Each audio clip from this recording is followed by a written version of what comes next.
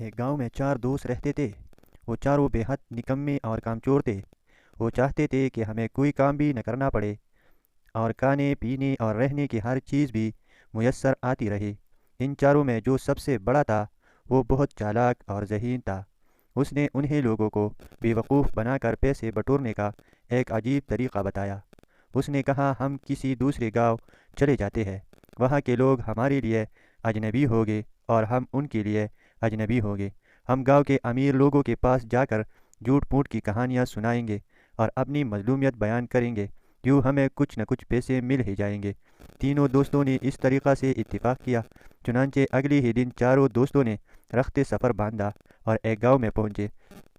وہاں کے امیر لوگوں کے پاس جا کر عجیب و غریب جھوٹی کہانیاں گڑھتے اور بعض دفعہ اپنی مظلومیت بیان کرتے تو لوگ ان کو پیسے دے دیتے۔ جب یہ چاروں گاؤں کے امیر لوگوں کو اچھی طرح لوٹ لیتے اور گاؤں کے لوگ ان کی چالاکی اور مکاری کو سمجھنے لگتے تو یہ اس گاؤں سے بھاگ کر کسی دوسرے گاؤں میں پہنچ جاتے اور وہاں کے لوگوں کو بیوقوف بنانے لگتے۔ اسی طرح انہوں نے اچھا خاصا مال جمع کر لیا تھا اور جھوٹ بولنے میں مہارت ہو گئی تھی۔ ایک دفعہ یہ چاروں یوں سفر کرتے کرتے ایک دور دراز کے گاؤں پہ پہنچے۔ وہاں ایک ہوٹل میں انہوں نے دیکھا کہ ایک کونے میں امیر کبیر تاجر بیٹھا ہوا ہے۔ اس کے آس پاس اس کا قیمتی سامان بھی پڑا ہوا تھا اور اس تاجر نے قیمتی لباس پہنا ہوا تھا۔ تاجر کو دیکھ کر ان چاروں کی منہ میں پانی بھر آیا اور سب سوچنے لگے کہ کسی طرح اس تاجر کا سب مال ہمیں مل جائے۔ ان چاروں میں سب سے بڑے کے ذہن میں ایک ترکیب آئی۔ اس نے یہ ترکیب تینوں کو بتائی تو تینوں نے ہتھبات پہ سر ہلا دیے۔ چنانچہ یہ چاروں دوست تاجر کے پاس گئے۔ سلام دعا کے بعد ان میں سے ایک دوست نے تاجر سے کہا، اگر آپ رضامند ہو تو ہم آپ کے ساتھ ایک کھیل کھیلنا چاہتے ہیں۔ وہ یہ کہ ہم سب ایک دوسرے کو جھوٹی کہانیاں سنائیں گے اور شرط یہ ہوگی کہ ان جھوٹی کہانیوں کو سچ کہنا پڑے گا۔ اگر ان کہانیوں پر کسی نے جھوٹا ہونے کا الزام لگایا تو وہ ہار جائے گا اور اس ہارنے والے کا سارا مال لے لیا جائے گا۔ تاجر نے کہا، واہ، یہ کھیل تو بہت مزیدار ہوگا، میں تیار ہوں۔ اگر میں ہار گیا تو یہ سارا مال تمہارا ہو جائے گا۔ چاروں دوست یہ سن کر بہت خوش ہوئے اور سوچنے لگے کہ ہم ایسی ایسی جھوٹی کہانیاں اس کو سنائیں گے کہ یہ فوراً پکار اٹھے گا کہ یہ جھوٹ ہے، ایسا نہیں ہو سکتا، اور ہم جیت جائیں گے اور اس تاجر کا سارا مال قبضہ میں کر لیں گے۔ ضروری ہے کہ ہمارے اس کھیل میں گاؤں یا ہوٹل کا بڑا بھی موجود ہو تاکہ وہ ہار جیت کا فیصلہ کر سکے۔ تاجر نے کچھ سوچتے ہوئے کہا۔ چاروں دوستوں نے اس بات سے اتفاق کیا۔ چنانچہ گاؤں کی چودھری کو بلایا گیا اور وہ ان پانچوں کے ساتھ بیٹھ گیا۔ پہلے دوست نے کہانی شروع کی۔ کہنے لگا، میں ابھی اپنے ماں کے پیٹ میں ہی تھا، یعنی پیدا نہیں ہوا تھا، کہ میری ماں اور باپ سفر پر روانہ ہوئے۔ راستے میں آم کا ایک درخت نظر آیا۔ میری ماں نے وہاں رک کر میرے باپ سے کہا، مجھے آم کھانے ہیں، آپ درخت پر چڑھ کر آم توڑ کر لا دے۔ میرے باپ نے کہا، یہ درخت کسی اور کا ہے اور آم بھی بہت اوپر لگے ہوئے ہیں، میں نہیں چڑھ پاؤں گا۔ لہٰذا میرے باپ نے انکار کر دیا۔ مجھے جوش آیا، میں چپکے سے ماں کے پیٹ سے نکلا اور درخت پر چڑھ کر آم توڑے اور لا کر ماں کے سامنے رکھ دیے اور واپس پیٹ میں چلا گیا۔ میری ماں اپنے سامنے آم دیکھ کر بہت خوش ہوئی اور مزے لے لے کر کھانے لگی۔ پہلے دوست نے کہانی سنا کر تاجر کی طرف سوالیہ نظروں سے دیکھا۔ تاجر نے کہا، واہ، کیا زبردست کہانی ہے، ماں کے کام آئے، یہ کہانی کیسی جھوٹی ہو سکتی ہے؟ نہیں، یہ بالکل سچی کہانی ہے۔ پہلے دوست نے جب یہ سنا تو منہ بنا کر ایک طرف بیٹھ گیا۔ اب دوسری دوست کی باری تھی۔ وہ کہنے لگا، میری عمر ابھی صرف 7 سال تھی، مجھے شکار کھیلنے کا بے حد شوق تھا۔ ایک دفعہ میں جنگل میں گیا، وہاں اچانک مجھے دور ایک خرگوش نظر آیا۔ میں اس کے پیچھے دوڑ پڑا، یہاں تک کہ میں اس کے قریب پہنچ گیا۔ جب میں اس کے قریب پہنچا تو معلوم ہوا کہ وہ خرگوش نہیں بلکہ شیر ہے۔ شیر نے مجھے دیکھ کر میری طرف بڑھنا شروع کیا۔ اب تو میں بہت گھبرا گیا اور شیر سے کہا، دیکھو شیر بھائی، میں تو تمہاری پیچھے صرف اس لیے آیا تھا کہ مجھے لگا جیسے آپ خرگوش ہو، خدا کے لیے مجھے جانے دو۔ لیکن شیر نے میری بات نہیں مانی اور دہاڑنے لگا۔ مجھے بھی غصہ آ گیا اور میں نے ایک زوردار تپڑ شیر کو مارا۔ شیر وہی 2 ٹکڑے ہو کر مر گیا۔ واہ واہ، کیا بہادری ہے، بندہ کو ایسا ہی بہادر ہونا چاہیے، یہ کہانی بالکل جھوٹی نہیں ہو سکتی۔ تاجر نے دوسرے دوست کی کہانی سن کر اسے داد دیتے ہوئے کہا۔ اب وہ دونوں دوست جنہوں نے کہانی سنائی تھی انہوں نے اپنی تیسری ساتھی کو چپکی سے آنکھ ماری کہ تو کوئی ایسی غضب کی جھوٹی کہانی سنا جسے تاجر فوراً جھوٹ مان لے۔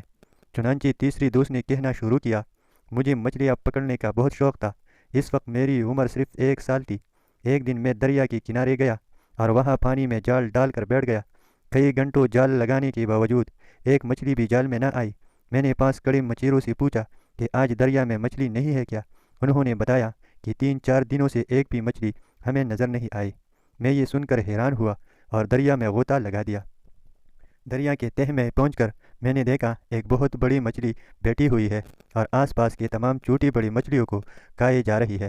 یہ دیکھ کر مجھے اس بڑی مچھلی پر بہت غصہ آیا۔ میں نے اس مچھلی کو ایک زبردست مکہ رسید کیا اور اسے وہی ڈیر کر دیا۔ پھر میں نے وہی دریا کے تہہ میں بیٹھ کر آگ جلائی اور وہی مچھلی پکائی اور کھا کر واپس دریا سے باہر آ گیا اور اپنا سامان لے کر گھر کی طرف چل پڑا۔ تیسری نے کہانی سنا کر امید کی بڑی نظروں سے تاجر کی طرف دیکھا۔ تاجر نے کہا، بہت اچھی کہانی ہے، دریا کی سب چھوٹی مچھلیوں کو آزادی دلائی، کتنی نیکی کا کام ہے، بالکل سچی کہانی ہے۔ اب چوتھے دوست کی باری تھی۔ اس نے کہنا شروع کیا، میری عمر صرف 2 سال تھی۔ ایک دن میں جنگل میں گیا، وہاں کھجوروں کے بڑے درخت تھے اور ان پر کھجوریں بہت لگی ہوئی تھی۔ میرا بہت دل چاہا کہ میں کھجوریں کھاؤں، چنانچہ میں درخت پر چڑھا اور پیٹ بھر کر کھجوریں کھائے۔ جب میں نے درخت سے نیچے اترنے کا ارادہ کیا تو مجھے لگا میں نیچے اترتے اترتے گر جاؤں گا۔ میں بھول گیا تھا کہ درخت سے نیچے کیسے اترتے ہیں۔ میں درخت پر بیٹھا رہا یہاں تک کہ شام ہو گئی۔ اچانک میرے ذہن میں ایک ترکیب آئی کہ کیوں نہ میں گاؤں سے سیڑھی لا کر اس کے ذریعے سے نیچے اتروں۔ چنانچہ میں گاؤں گیا، وہاں سے سیڑھی اٹھا کر درخت کے ساتھ لگائی اور اس کے ذریعے سے نیچے اتر گیا۔ اب چاروں دوستوں نے امید بھری نظروں سے تاجر کو دیکھا کہ اب ضرور کہہ دے گا، نہیں، یہ کہانی جھوٹی ہے۔ لیکن تاجر نے آگے بڑھ کر چوتے سے ہاتھ ملایا اور کہنے لگا، کیا زبردست دماغ پایا ہے، ایسی ترکیب تو بہت ذہین آدمی کے ذہن میں آ سکتی ہے، بالکل سچی کہانی معلوم ہوتی ہے۔